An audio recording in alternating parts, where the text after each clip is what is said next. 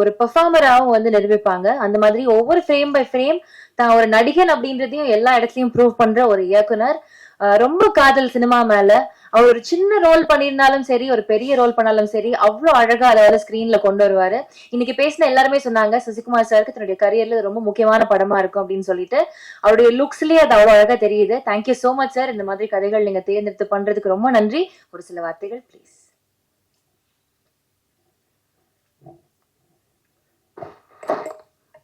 எல்லோருக்கும் வணக்கம். முதல்ல சீமானுக்கு நன்றியை சொல்லணும். எங்களை வாழ்த்த வந்து படம் எவ்வளோ வேலை மத்தியிலும் எங்களுக்காக தம்பிகளுக்காக வந்து உங்களுக்கு நன்றியை தெரிவிச்சுக்கிறேன்.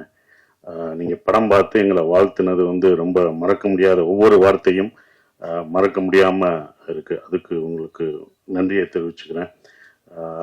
நானும் சரவணும் அவ்வளோ நீங்கள் சொன்ன வார்த்தைகள் ஒன்றொன்றும் உண்மை. இப்படி நடக்கணும், இப்படி இருக்கணும்னு சொன்ன விஷயங்கள் அதை நீங்கள் மறுபடியும் இதில் சொன்னீங்கன்னா இன்னும் சந்தோஷப்படுவோம். எங்கிட்ட சொன்னதை அது. அப்புறம் வினோத் அவரோட படத்துக்கே வரமாட்டார், ப்ரமோஷனுக்கு வரமாட்டார், யோசிப்பார். அப்படியே கூப்பிட்டாலும் முகத்தை மூடி மறைச்சிக்கிட்டு பேசவும் மாட்டாப்புல. என்ன ஏண்டா கூப்பிட்டீங்க இதுக்கு அப்படின்னு அவரோட ப்ரமோஷனுக்கே வரமாட்டார். ஆனால் சரவணனுக்காக இங்கே வந்தது வந்து ரொம்ப சந்தோஷம். எங்களை வாழ்த்துனதும் வினோத் வந்து அவ்வளோ சீக்கிரம் யாரும் எந்த படத்தையும் எங்களை பற்றிலாம் சொல்ல மாட்டார். இப்போ ஆச்சரியமாக இருக்குது, சொன்னது ரொம்ப சந்தோஷமாகவும் இருக்குது. ஸோ அப்படி ஒரு படத்தில் நான் பண்ணியிருக்கோம் அப்படின்ற ஒரு விஷயம் சந்தோஷமாக இருக்குது. சந்தோஷ் எல்லாருக்கும் என்னுடைய நன்றியை தெரிவிச்சுக்கிறேன். வந்த அனைவருக்கும். இவங்கெல்லாம் சரவணோட நண்பர்கள், அவங்க எல்லாருக்கும் நன்றியை தெரிவிச்சுக்கிறேன். எங்கள் டீம் சார்பாக தெரிவிச்சுக்கிறேன். சகோ சமுத்திரகனி சகோ வர முடியாத சூழலாக இருந்தது, அது எனக்கு தெரியும். அது வந்ததுக்கும் நன்றி. பாலா சக்திவேல் சார், ஹீரோயின் எல்லாருக்குமே என்னுடைய நன்றியை தெரிவிச்சுக்கிட்டு ஒரே ஒரு விஷயந்தான் சொல்லணும். நான் அடிக்கடி சரவணன் பக்கமெல்லாம் எனக்கு ஒரு வசனம் என் படத்துல இருந்து ஞாபகம் வரும். உங்கள் நேர்மை எனக்கு ரொம்ப பிடிச்சிருக்கு அப்படின்னு சொல்கிறது. அதுதான் சரவணன் பக்கமாக அந்த நேர்மை எனக்கு ரொம்ப பிடிச்சிருந்தது. இந்த படம் சரவணோட பொதுவாக எனக்கு சரவணன் எப்படி பிடிக்கும்னா, மற்றவங்க பிரச்சனைனா குடும்பம் பொண்டாட்டியெல்லாம் விட்டுட்டு போய் முதலாக போய் நிற்கிற ஒரு ஆள் தான் சரவணன். நானே சொல்லியிருக்கேன், எதுக்குங்க வாங்க வேலையை பார்ப்போம் அப்படின்னும். ஆனால் எல்லாத்தையும் சாப்பிட்றதெல்லாம் விட்டுட்டு போய் முதலாக போய் நிற்கிற ஆள் அவர் தான். இப்போ அவருக்கு தெரிஞ்சிருக்கும் உங்கள் பின்னாடி யார் இவங்க தான் இருக்காங்க, அது யார் நிற்கிறான்னு பார்க்கணும். ஏன்னா சினிமாவில் எல்லாருமே அவங்க கூட இருக்க மாட்டாங்க, உங்க கூட நிற்க மாட்டாங்க. இப்போ உங்க கூட யார் நிற்பாங்க அப்படின்றது சினிமா உங்களுக்கு ஒவ்வொரு தடவையும் கற்றுத்தரும். அதில் இருக்கும். உங்க கூட எப்போதும் நாங்கள்லாம் இருந்தாலுமே எப்போதும் கடைசி வரைக்கும் நிற்கிறது உங்கள் மனைவி தான், கலா அக்கா தான். அந்த ஓரமாக நின்று ரசிக்கிறாங்க பார்த்தீங்களா?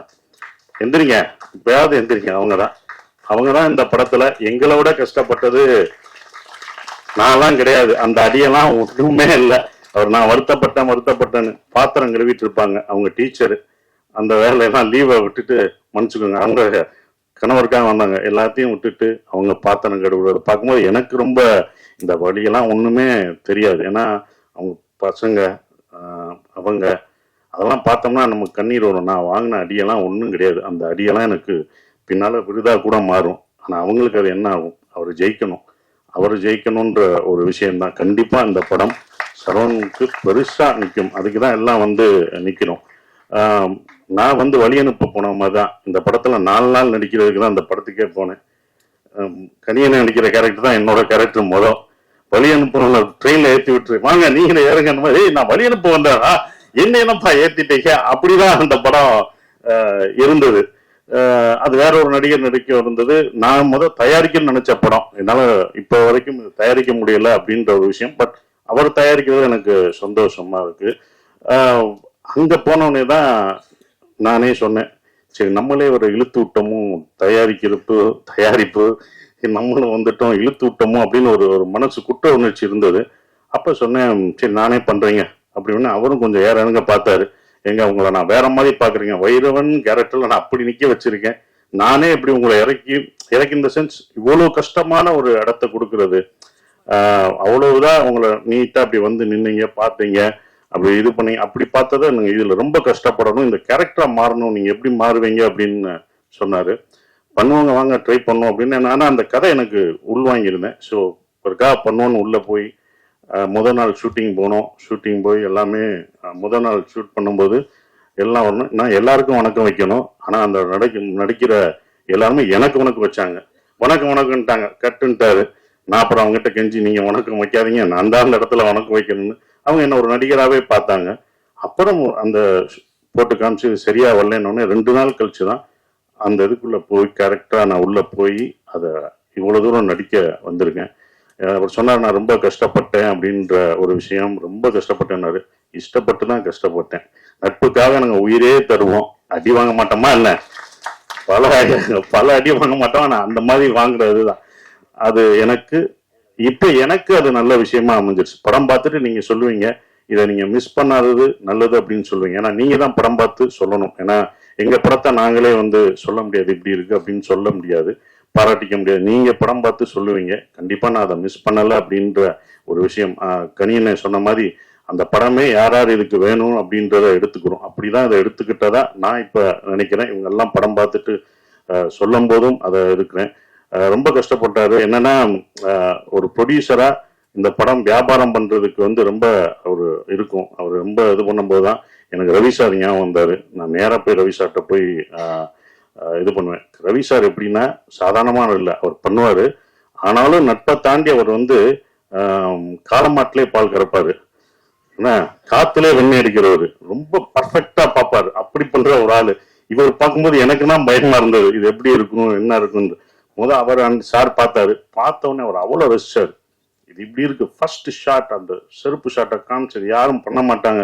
அவரை ரசிக்க ரசிக்க எங்களுக்கு முதல் ரசிகர் அவர் தான். எங்களுக்கு முதல் ஒருத்தர் நாங்களா பார்த்துக்கிட்டு இருந்தோம், இது எப்படி இருக்கும் என்னன்றது யோசிக்கணும். முதல் ரசிகர் அவர் தான். அதை ரசிச்சும் போது இவ்வளவு பண்ணியிருக்கோம்ன்றது திருப்பி, அதுவும் இல்லாம அந்த குழப்பம் தீங்கிறதுக்கு 40 பேரை அவர் 40 பேரை ஃபில் பண்ணி பார்த்தாங்கல்ல, அதுல கை தட்டி எல்லாம் ரசிச்சு பார்த்தாங்க. ஒவ்வொரு டைலாகும், சரவணனோட டைலாக் ரொம்ப எழுத்து பயங்கரமா இருக்கும். அந்த எழுத்து உண்மையிலே போற்றப்படும் இந்த படம் பார்க்கும்போது.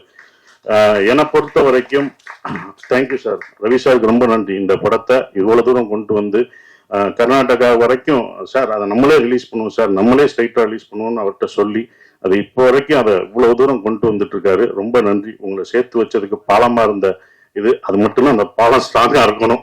இப்போ வரைக்கும் ஸ்ட்ராங்கா இருக்கேன், இன்னமும் ஸ்ட்ராங்கா இருக்கணும். அந்த பாலம், அந்த பேலன்ஸ் பண்றவங்களுக்கு தான் தெரியும் அதோட இது. அப்படிதான் நான் இருந்துட்டு இருக்கேன். ரொம்ப சந்தோஷமா இருக்கு. நந்தன் இந்த படம் அவ்வளோ, நீங்க எல்லாம் சொல்லும்போது ஸ்லோவா போகுமா அப்படிலாம் இல்லவே இல்லை. நீங்க ரொம்ப ரசிப்பீங்க. நம்ம பார்க்க தவறிய மனிதர்களை பார்ப்பீங்க. நந்தன் ஒரு படம் அப்படிலாம் இல்லை, ஒரு பதிவு. சரவணன் வாழ்க்கையிலையும் நான் இதில் நடிச்சதில் எனக்கும் ஒரு பதிவான ஒரு படத்துல நான் நடிச்சிருக்கேன். ஒரு பதிவுல நான் இருக்கேன்றதுல ரொம்ப சந்தோஷப்படுறேன். எல்லாருக்கும் என் நன்றியை தெரிவிச்சுக்கிறேன். அப்புறம் ஜிப்ரான் இதுல அந்த மியூசிக், நான் நடக்கும்போது இந்த ஒன்னொன்னா யோசிப்போம், நம்ம நடைய மாத்தணும் அப்படின்னு. இந்த படத்துல நடையெல்லாம் மாத்தி நம்ம ஸ்லோவா நடந்தோம்னா இதுக்கு ஒரு மியூசிக் இப்படி வைப்பாங்க அப்படின்னு நினைச்சு நம்ம பண்ணுவோம். டைரக்டரும் அப்படி எடுப்பாரு. ஆனா அவர் அது ஒரு பேங்கா போட்டு மாத்தினாரு. ஜிப்ரான் தான் இந்த படத்தை இன்னமும் பிரம்மாண்டமாக்குனது. அந்த மியூசிக்ல நீங்க மியூசிக் பார்க்கும்போது படத்துக்கும் அந்த மியூசிக்கும் வேற ஒரு இது தெரியும், ஆப்போசிட்டா இருக்கும். அப்படி பிரம்மாண்டமாக்குன ஜிப்ரானுக்கு என்னுடைய நன்றிகளை தெரிவிச்சுக்கிறேன். நன்றி, வணக்கம்.